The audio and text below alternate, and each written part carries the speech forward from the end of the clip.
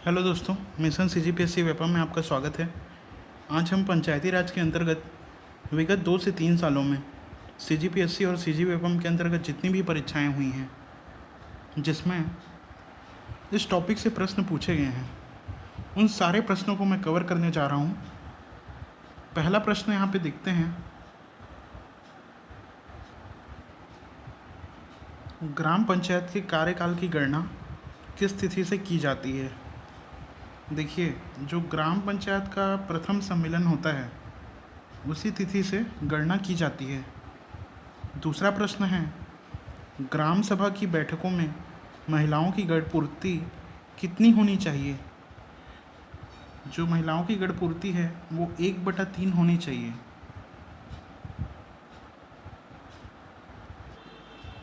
अगला प्रश्न है, खंड और जिला पंचायतों की सीमा में परिवर्तन की अधिसूचना कौन जारी करता है? ये सारी सीमाएं राज्यपाल के द्वारा जारी की जाती हैं, अधिसूचना जो है। अगला प्रश्न है, अनुसूचित क्षेत्रों में जिला पंचायत की शक्तियों के विषय में क्या सही है? लघु जलाशयों की योजना बनाना सही है। समस्त सामाजिक सेक्टरों पर नियंत्रण रखना ये भी सही है। जनजाति उप योजनाओं पर नियंत्रण सही है। राज्य सरकार द्वारा प्रदत्त कार्य ये भी सही है। इस तरह से आंसर उपयुक्त सभी हो जाएगा। अगला प्रश्न है यहाँ पर, पंचायतों में अनुसूचित जाति और अनुसूचित जनजातियों को स्थान आरक्षण का प्रावधान निम्न में से किस अनुच्छेद में है? देखिए, आरक्षण के बारे में हम लोगों ने 243D में देखा था। अगला प्रश्न है, शिक्षा समिति जनपद पंचायत के क्षेत्राधिकार में क्या सम्मिलित नहीं है? देखिए, प्रौढ़ शिक्षा जो था वो सम्मिलित था। महिला और शिशु कल्याण ये भी सम्मिलित था। दुर्भिक्ष ये भी सम्मिलित था। स्वास्थ्य और स्वच्छता ये भी सम्मिलित था। संचार जो है सम्मिलित नहीं था। यदि पंचायत और छावनी बोर्ड के मध्य विवाद हो तो अंतिम निर्णय कौन लेगा? राज्य सरकार जो है अंतिम निर्णय लेता है ना, केंद्र सरकार के अनुमोदन अध्याधीन। अगला प्रश्न है, एक विधायक जो जनपद पंचायत का पदेन सदस्य है, जनपद पंचायत की किस समिति का पदेन सदस्य नामांकित किया जा सकता है? एक तो शिक्षा समिति, कृषि समिति, सामान्य प्रशासन समिति, इनमें से कोई भी समिति का वो सदस्य हो सकता है। इस कारण आंसर उपयुक्त सभी, डी। अगला प्रश्न है, ग्राम सभा की किस बैठक में ग्राम पंचायत का बजट पारित किया जाता है? साधारण बैठक में ही पारित किया जाता है। अगला प्रश्न है, निम्नलिखित में से कौन सा अधिकारी पंचायती राज से प्रत्यक्षता संबद्ध है? जो मुख्य कार्यपालन अधिकारी होता है वो पंचायती राज से प्रत्यक्षता संबंधित है, जबकि बाकी जो है अप्रत्यक्षता संबंधित है।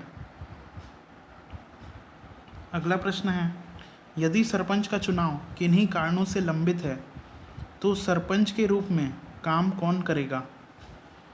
देखिए, जो सरपंच का चुनाव अगर किन्हीं कारणों से लंबित है तो ऐसा नहीं है कि उप सरपंच करेगा या वरिष्ठतम पंच करेगा।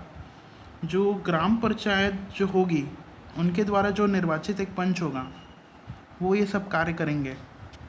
अगला प्रश्न है, पंचायत समिति के सदस्य, देखिए जो पंचायत समिति के सदस्य हैं ना, ग्राम पंचायत के सदस्यों द्वारा अप्रत्यक्षता निर्वाचित होते हैं।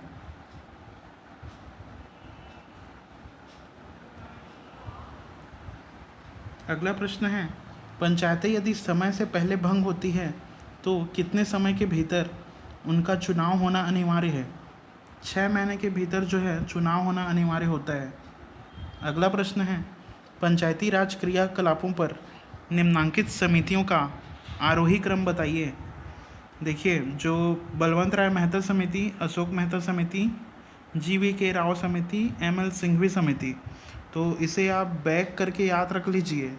Bag, B for Balwant Mehta Rai, A for Ashok Mehta, G for GV K Rao समिति। इस तरह से इसका आंसर सी हो जाएगा। देखिए अगला प्रश्न है 12वां। निम्न में से क्या 73वें संविधान संशोधन द्वारा पंचायत राज को प्रदान नहीं किया गया है? देखिए पहला ऑप्शन जो है ए, ग्रामीण स्थानीय निकायों में सभी स्तरों पर 30% सीटें जो है महिलाओं के लिए आरक्षित होंगी, ये तो प्रदान किया गया है। दूसरा जो है पंचायती राज संस्थाओं को संसाधन हस्तांतरित करने के लिए राज्यों के द्वारा वित्त आयोग बनाया जाएगा, ये भी हमने पढ़ा हुआ है। अगला है यदि पंचायती राज के निकाय राज्य सरकार द्वारा भंग किया जाता है तो 6 महीनों में चुनाव कराना होगा, ये भी प्रदान किया गया है। अगला जो है डी ऑप्शन, पंचायत राज के निर्वाचित प्रतिनिधि अयोग्य घोषित हो जाएंगे यदि उनको 2 से अधिक संतानें होंगी। देखिए ये जो रूल है बिल्कुल भी नहीं प्रदान किया गया है ना, तो इसका आंसर यही होगा डी। यहाँ पे 17वां प्रश्न है, पंचायत राज अधिनियम के अधीन किए गए किसी निर्वाचन को याचिका पेश करके प्रश्नगत किया जा सकता है, इस संदर्भ में क्या सही है?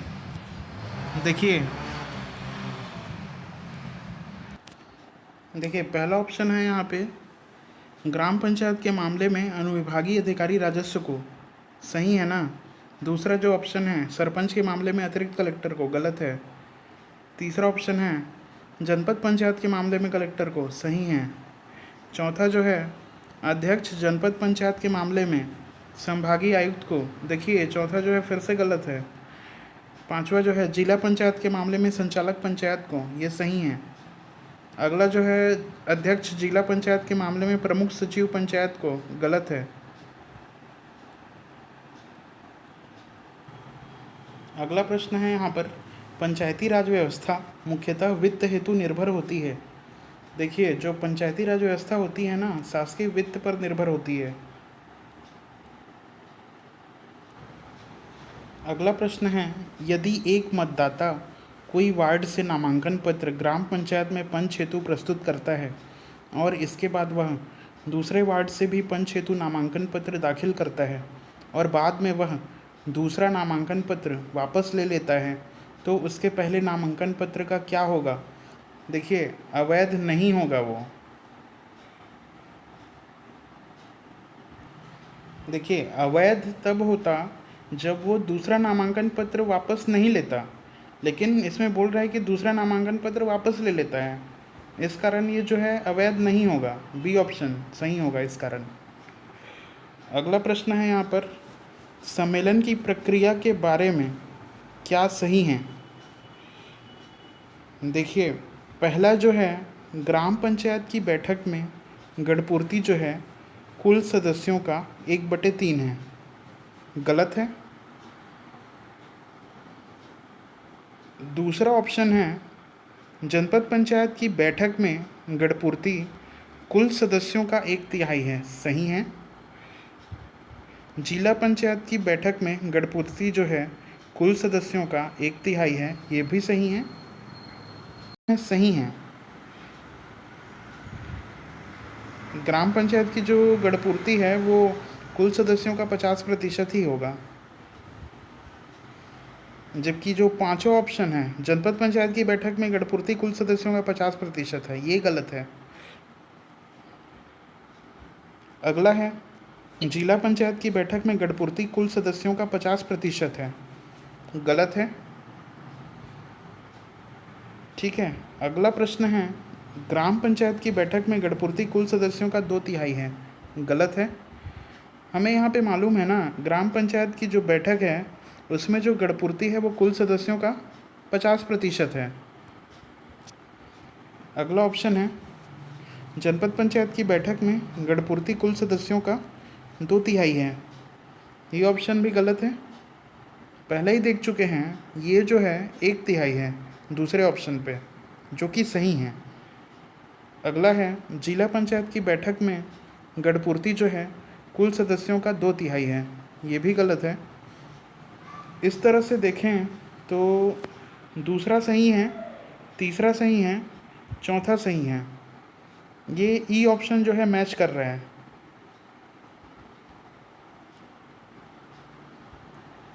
देखिए अगला प्रश्न जो है 19वां, निर्वाचन के संदर्भ में सुमेलित क्या नहीं है।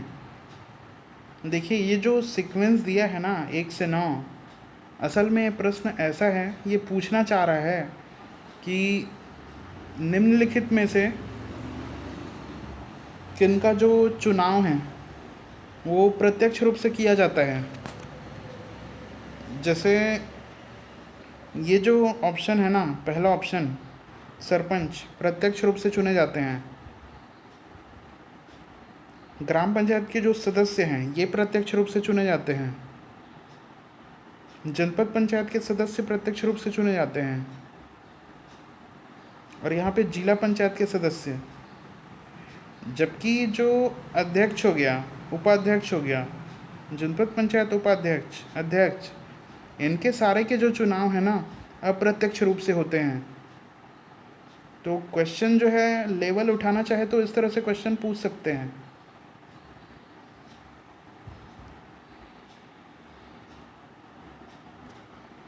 अगला प्रश्न है ग्राम सभा के विषय में क्या सही नहीं है। देखिए ग्राम सभा की बैठक में 1/10 जो गणपूर्ति है वो आवश्यक है, सही है। ग्राम सभा की बैठक में 1/3 महिलाओं की उपस्थिति आवश्यक है, यह भी सही है।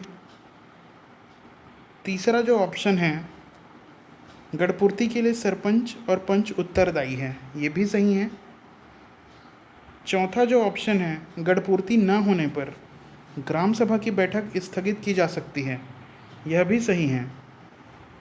पांचवा ऑप्शन देखिए, स्थगित सम्मेलन में भी गणपूर्ति आवश्यक है, गलत है, क्योंकि जो स्थगित सम्मेलन होता है उसमें गणपूर्ति जो है आवश्यक नहीं है। छठवां ऑप्शन है स्थगित सम्मेलन में गणपूर्ति न होने पर भी बजट पारित किया जा सकता है, एकदम गलत है ना, बजट पारित नहीं कर सकते हैं। अगला ऑप्शन है सातवां, स्थगित सम्मेलन में गणपूर्ति न होने पर भी लेखा संपरीक्षा प्रतिवेदन पारित किया जा सकता है, नहीं किया जा सकता। अगला ऑप्शन जो है देखिए, यदि ग्राम सभा की लगातार 5 बैठकों में गणपूर्ति ना हो तो सरपंच को पदच्युत किया जा सकता है। देखिए अगर 5 बैठकों में वो गणपूर्ति करा पाने में सक्षम नहीं है तो सरपंच को बिल्कुल उसके पद से पदच्युत किया जा सकता है, सही है। देखिए इस तरह से जो प्रश्न पूछा था तो एक तो 5वां गलत है, 6वां गलत है और 7वां गलत है। इस तरह से इसका आंसर डी ऑप्शन हो जाएगा। अगला प्रश्न है यदि सरपंच अपने पद से त्यागपत्र दे दे तो क्या होगा। देखिए दिमाग में आता है कि उप सरपंच जो है शेष अवधि के लिए सरपंच बन जाएगा, लेकिन गलत है ना, ऐसा बिल्कुल भी नहीं होता है। जो स्थानापन्न जो सरपंच होता है उसका जो निर्वाचन है वो पंचों द्वारा किया जाएगा,